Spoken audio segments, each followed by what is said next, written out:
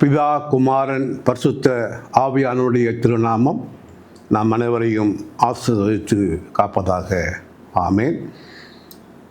கர்த்தருடைய திருநாமத்துக்கு மகிமை உண்டாகவும், இந்த பெரிய வியாழக்கிழமை பரிசுத்த விருந்து ஆராதனைக்கு ஆதாரமாகவும் கர்த்தரின் பந்தியில் வா சகோதரா, கர்த்தரின் பந்தியில் வா என்ற கீர்த்தனையின் முதல் கவியும் கடைசி கவியும் நாம் பாடுவோம்.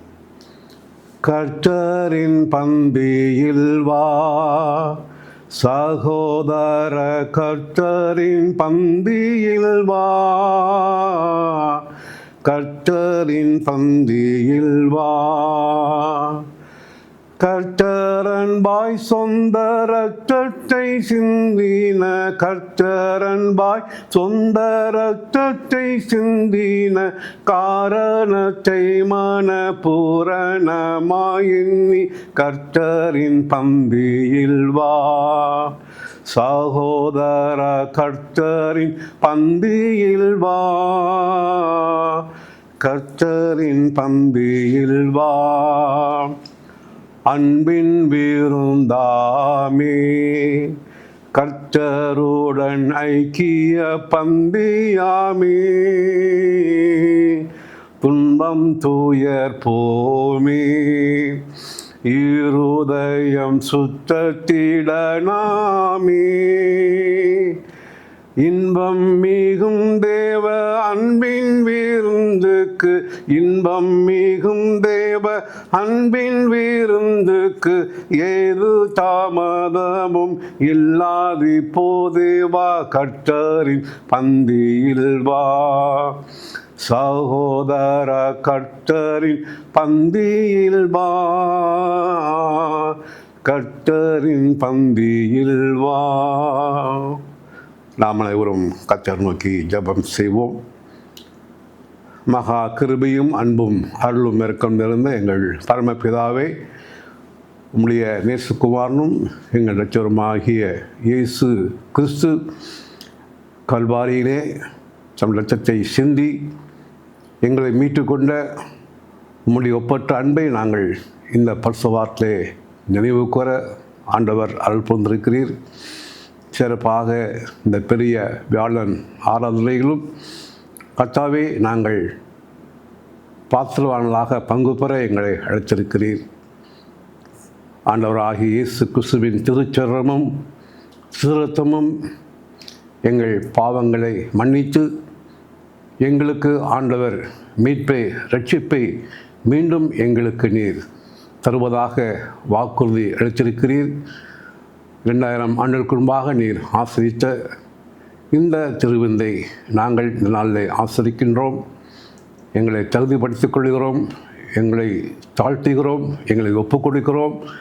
நீரே எங்கள் பாவங்களை கழுவி எங்கள் பாவங்களை மன்னித்து உம்முடைய சமாதானத்தை மீட்பை ரட்சிப்பை நிறைவாக தந்து உம்முடைய கிருபைக்கு நாங்கள் பாத்திரவளாக ஜீவிக்க ஆண்டவர் அருள் புரிய வேண்டிக் கொள்கிறோம். இந்த நாளின் அருட்செய்தியை எங்களுக்கு ஆசீர்வாதமாக அமைத்து தாரும். அதை எங்களுடைய மனதிலே பதிவு செய்து 1க்கு 30, 60, 100 கணிதக்கூடிய வகையிலே நாங்கள் கருத்தோடு அதை தியானிக்க அருள் தாரும். அருட்செய்தியை அளிக்கின்ற உம்முடைய அன்பார்ந்த அடியாரை பலப்படுத்தும் ஆண்டவர். உம்முடைய தூய ஆவின் வரங்களால் அவரை நிரப்பும். இயேசு கிறிஸ்து மூலம் எங்கள் ஜெபம் சுவாமி. ஆமென். இறையின் நம்பிக்கையாளர்களே, உங்கள் யாவருக்கும் ஆண்டவரும் மீட்பெரும் இரட்சகருமாகிய இயேசு கிறிஸ்து நாமத்தினாலே தோத்திரங்களை ஏறெடுத்துக் கொள்கின்றேன். இந்த நாளில் பெரிய வியாழக்கிழமை, மாண்டி தேஸ்டேன்னு சொல்லுவாங்க. இன்னொரு வார்த்தை சொல்லப்போனால் மேண்டிடேட்டுன்னு சொல்லுவாங்க. மேண்டிடேட்னா இது சொல்லுவாங்களே, இது முக்கியமானதுன்னு, இது ஒரு முக்கியமான காரியம் இது அன்னு சொல்லுவாங்க. வழக்கத்தில் சமுதாயத்தில் அந்த சொல்கிற வார்த்தை அது ஒரு கட்டளை போல். அது ஆண்டவர் இந்த கட்டளையை ஏற்படுத்தின நாள் அது. அதில் 3 காரியம் உங்கள்கிட்ட நான் சொல்கிறேன். 3 காரியம் என்னன்னா, ஒன்று இறுதி உடன்படிக்கை. என்னென்னா கடைசியாக இயேசுசாமி ஏற்படுத்தின இறுதி உடன்படிக்கை. ரெண்டாவது குருதி உடன்படிக்கை, மூணாவது உறுதி உடன்படிக்கை.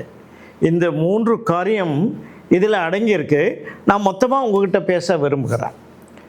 இதற்கு யோவான் 13ஆம் அதிகாரம் 1-15 வசனத்தையும், லூக்கா 22 7-13, ஏன்னா இதை லிங்க் பண்ணுறேன். ஏன்னா சிலது என்ன சொல்கிறதுன்னா, இயேசு கிறிஸ்து பாதங்களை கழுவினார் அப்படின்னு ஆரம்பிக்கும். ஆனால் சிலது அங்கே நேரடியாக அந்த ஆண்டவராகிய இயேசு கிறிஸ்து தாம் காட்டி கொடுக்கப்பட்ட அந்த ராத்திரியே என்று ஏற்படுத்துகிற காரியத்தை பார்க்கிறோம். இந்த 2 காரியத்தையும் இணைச்சி உங்ககிட்ட பேசுகிறேன். இன்னைக்கு இயேசு கிறிஸ்து இந்த ராப்போசனத்தை அல்லது இந்த பந்திய திருவிருந்தை பணக்காரர்களுக்கு ஏழைகளுக்கும் ஆக வழங்கும் விருந்து அல்ல, ஒரு விருந்து அல்ல, திருவிருந்து. ஆக திருவிருந்து என்ன பண்ணால் ஒன்று நல்லா சாப்பிட்டு இருக்கலாம், நல்லா ஃபுல்லாக இருக்கலான்னு. ஆனால் இந்த திருவிருந்து சாப்பிட்டு வாழ்ந்தவர்கள் இருக்காங்க, சுகவீனமாக இருக்கிறவங்க விசுவாசத்தோடு 15 நாள் 20 நாள் திருவிருந்து மட்டும் உணவு அதை அருந்திவிட்டு ஆண்டவர் எனக்கு சுகம் கொடுக்கணும்ன்ட்டு உறுதியாக இருந்தவர்கள் இருக்காங்க. ஆனால் இயேசு ஏற்படுத்தின நோக்கம் பணக்காரர்களுக்கும் ஏழைக்கும் இது வழங்கும் விருந்து, நல்லா நிறைய சாப்பிட்லான்றது அப்படி அல்ல. இயேசு அளிக்கப்பட்ட விருந்து வயிற்றுப்பசியை போக்கக்கூடிய உணவும் அல்ல. ஏன்னா வயிற்றுப்பசி அவர் சாப்பிட்டா வயிற்றுப்பசி போக்கவும் இல்லை. அதுக்கு மாறாக ஒரு புது வாழ்வு முறையை நமக்கு காட்டுவதற்காக ஏற்படுத்தின விருந்தாகும், திருவிருந்தாகும். இதில் நீங்கள் பார்க்கும்பொழுது மிக முக்கியமாக அந்த முதல்ல நான் இந்த கால்களை கழுவுறதை, பாதங்களை கழுவுறதை உங்ககிட்ட சொல்ல விரும்புகின்றேன். என்ன இயேசு கிறிஸ்து வாழ்க்கையில் போதிச்சார் இல்லையா, எந்த சீஷரும் அதை நடைமுறைப்படுத்தினார்களா என்று தெரியாது. ஏன்னா நடைமுறைப்படுத்தியிருந்தால் இந்த நிகழ்வு சீஷர்களே செய்திருப்பாங்க. நடைமுறைப்படுத்தாதனால இயேசுவாமி அங்கே பார்க்குறாரு, இந்த சீஷர்களுக்கு தாழ்மையும் அன்பையும் பிறருக்கு உதவி செய்ய வேண்டும் என்பதையும் அவர் சொல்லி கொடுத்தோம், அவர் கற்றுத்தந்தோம்.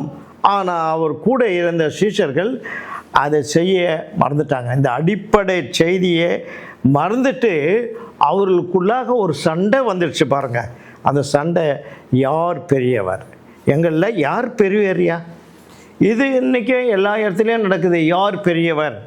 அங்கே நடந்த பேதுரு என்னென்னா, பேதுரு நான் சொல்கிறாரு, என்னை தான் பாருன்னு சொல்லிட்டாரு, நான் தான் ஏன் பெரியவன்ட்டார் பாரு, நான் தான் பெரியவன்னு சொல்கிறாரு. அவர் இன்னொருத்தர் என்ன சொல்கிறாரு, அவர் அந்திரேயா முதல்ல என்ன தான் ஏன் கூப்பிட்டாரு, நான் தான் ஏன் பெரியவன்ட்டார். அதுக்கு பிறகு யோவான் என்ன சொல்கிறார், நான் தான் ஏன் அவருக்கு அன்பான ஆளாக இருந்தேன், நான் தான் ஏன் பெரியவன், இந்த பெரியவன் என்னென்ன. அப்புறம் யூதாஸ், நான் பணப்பெட்டியை வச்சுருந்தேன், நான் தான் ஏன் பெரியவன். இதெல்லாம் நடக்குது அங்கே ஒரு குஸ்தி, அப்படியே நடக்கிறது என்று ஒரு இது தான் நடந்தது. பைபிளில் இருக்கான்னு சொல்லாதீங்க, இது நடந்திருக்கின்ற அங்கே யார் பெரியவர் என்று போராட்டம் இருந்தது, அது பதிவு செய்யப்பட்டிருக்கிறது. அது நம்ம நினச்சி பார்க்கணும், நம்ம அறிவுக்கு நினச்சி பார்க்கும்போது கண்டிப்பாக பேதர் இப்படி சொல்லியிருப்பார், இவர் அந்திரேயா இப்படி சொல்லியிருப்பார், யோவான் இப்படி சொல்லியிருப்பார், யோதாஸ் இப்படி சொல்லியிருப்பார். சரிங்க, அப்படி வந்தாச்சுங்க. இப்படி சண்டை நடந்துட்டு இருக்கும்போது தான் இவங்களுக்கு இப்போவாது கடைசி நேரத்திலையாவது இவங்க உள்ளத்தில் ஒரு பதிவு செய்யணையா, ஒரு பதிவு செய்யணும். அந்த பதிவு உள்ளத்தில் ஆழத்தில் அப்படியே இருக்கணும் என்ற ஒரு எண்ணத்தோடு இயேசு சுவாமி என்ன செய்கிறாரு, உடனே எழுந்தார், துண்டை எடுத்து கட்டினார், பாதங்களை கழுவினார். பேதுரு, ஐயோ நீ என் காலம் நீ கழுவலாமா அப்படின்னு சொல்கிறாரு. ஐயா அவர் கழுவின அந்த விவரம்லாம் உங்களுக்கு தெரியும். ஆனால் இயேசு சுவாமி பாதங்களை கழுவுறதை நாம் பார்க்கிறோம். ஏன்னா இது ஒரு முக்கியமான சூழ்நிலை. அந்த பாதங்களை கழுவுறது அந்த சூழ்நிலை ஏன் ஏற்பட்டது அது நீங்கள் பார்க்கணும். பாதம் மனசு டிசைட் பண்ணாலும் அந்த பாதம் தான் அதை போய் செய்யணும்னு சொல்லுது. அதை கழுவணும், நம்முடைய பாதமும் கழுவணும், மற்றவர்களுக்கு பாதம் கழுவணும்னா நம்மக்கிட்ட இருக்கிற நாற்றம், பல்வேறுபட்ட நாற்றங்களை கழுவப்பட வேண்டும். அதனால்தான் நான் ஏற்கனவே சொன்னேன், இது இறுதி உடன்படிக்கை, அது குருதி உடன்படிக்கை. அங்கே உறுதியான உடன்படிக்கை என்று சொன்னேன். ஆகவே இந்த திருவிருந்து என்பது நமக்கு காட்டுகின்ற ஒன்று. முதலாவது, அடிமையின் பணியை அங்கே செய்தார். அந்த இறுதி உணவு, அந்த இறுதி உடன்படிக்கை கற்றுத்தருவது அடிமையின் பணியை செய்ய நாம் அழைக்கப்படுகிறோம். ஒவ்வொரு சமயமும் திருவிருந்தில் நாம் பங்கு பெறும் பொழுதெல்லாம் அதை நினைக்க வேண்டாம். அந்த பஸ்கா வந்தில் யூதாசும் இருந்தார், இன்னொருத்தர் யார் இருந்தார், பேதுருவும் இருந்தார். காட்டி கொடுக்கப்பட்ட யூதாஸ் இருந்தார், அங்கே மறுதளித்த பேதுருவும் இருந்தார். ஆனால் அதில் ஒரு நிகழ்ச்சி நாம் மறந்துடக்கூடாது. என்னன்னா, அங்கே காட்டி கொடுக்கப்பட்ட யூதாஸ் அவன் வெளியே பிறகு மரித்து போனான். 1 கொரிந்தியர் 11ஆம் அதிகாரத்தில் நீங்கள் பார்த்தீங்கன்னா, அபாத்திரமாய் வாங்கினான். அவன் அங்கே வாங்கும் போது அபாத்திரமாய் வாங்கினான், ஆகத்தான் அவன் மாண்டு போனான் என்பதை பார்க்கிறோம். ஆனால் மறுதளித்த பேதுரு மனம் திரும்பி வந்ததுனால அவன் வாழ்ந்து கொண்டான். நீங்கள் பார்த்தீங்கன்னா அப்பம் ரவுண்டாக இருக்கும், அதனால் தொடக்கமும் இல்லை முடிவும் இல்லைன்னு நான் அவர் அல்பாவும் ஒமேகாவும் இருக்கிறார். ஆண்டவர் தொடக்கமும் முடிவும் அவர் தான். அது ஒன்று, அது ஒயிட்டாக இருக்கும். ஆனால் அந்த அப்பம் பார்த்திங்கன்னா பல கோதுமை மணிகளால் உருவாக்கப்பட்டது. ஒரே அப்பமாக அது அனைத்தும் நமக்கு கண்ணுக்கு புலப்படாவிட்டாலும் அந்த அப்பமத்தில் அவைகள் எல்லாம் அடங்கி இருக்கிறதே நாம் பார்க்கிறோம். அப்பம் எப்படி நசக்கப்பட்டு கசக்கப்பட்டு பல்வேறுபட்ட காரியங்கள் அதில் இணைந்து ஒன்றாக இணைந்து அப்பமாக இருக்கின்றதோ, அதுபோல் நாம் எல்லாரும் ஒன்றாக ஆண்டவரோடு இணைக்கப்பட்டு இருக்கிறோம். நாம் ஒன்றாக வாழ வேண்டும் என்பது தான் நமக்கு கற்றுத்தருகிற பாடம். அதே போல் திராட்சை ரசமும் அப்படி தான். திராட்சை ரசம் வேறு, ஒயின் வேறு, அதாவது ஆல்கஹால் வேறு.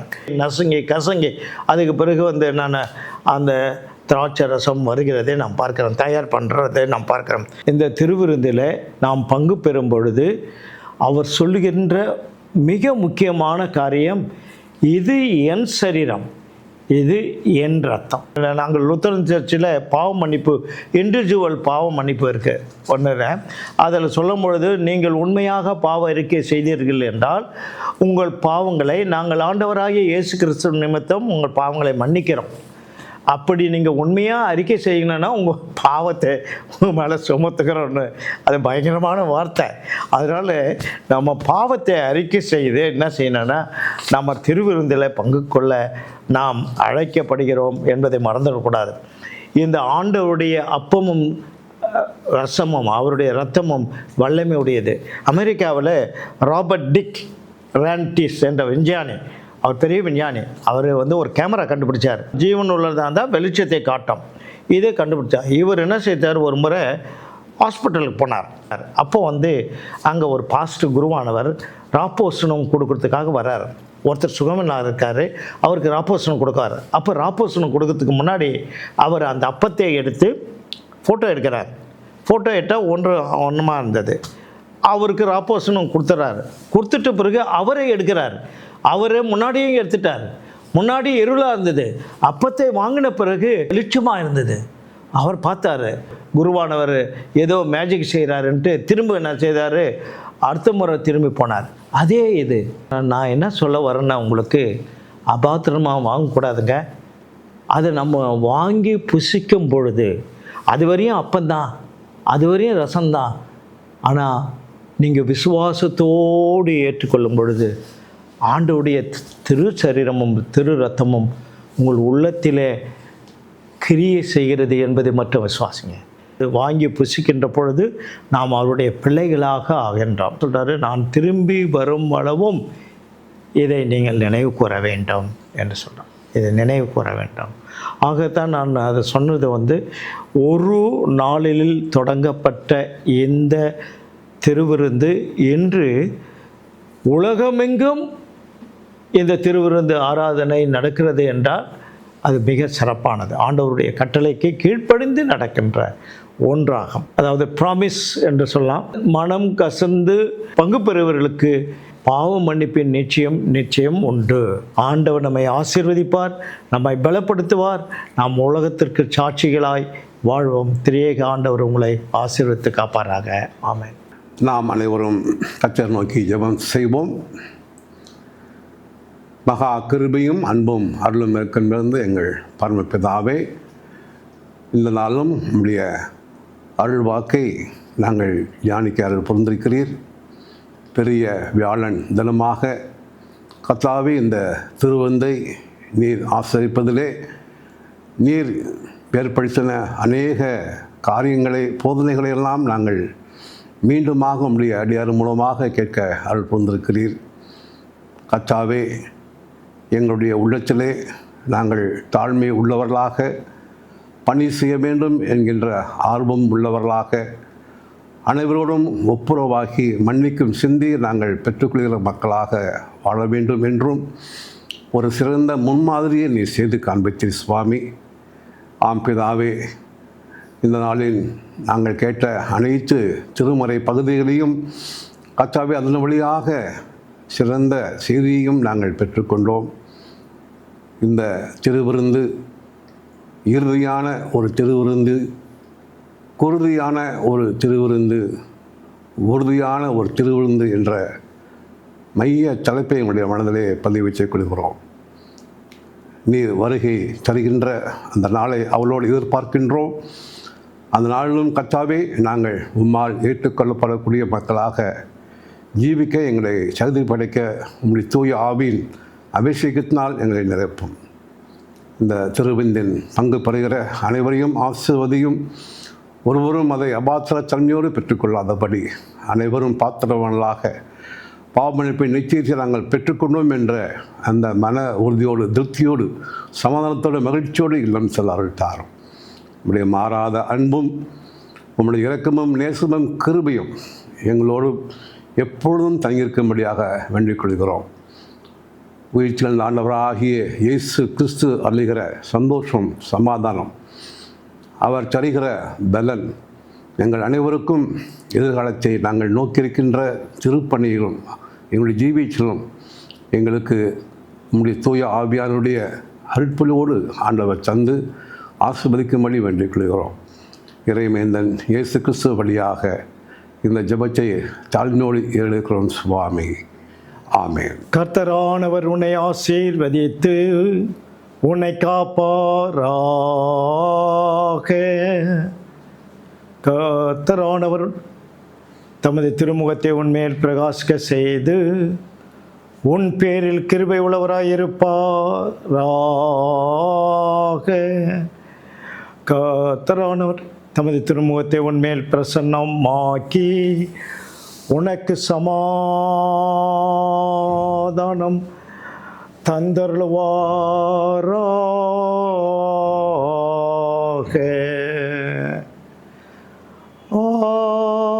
ஆமென், ஆமென்,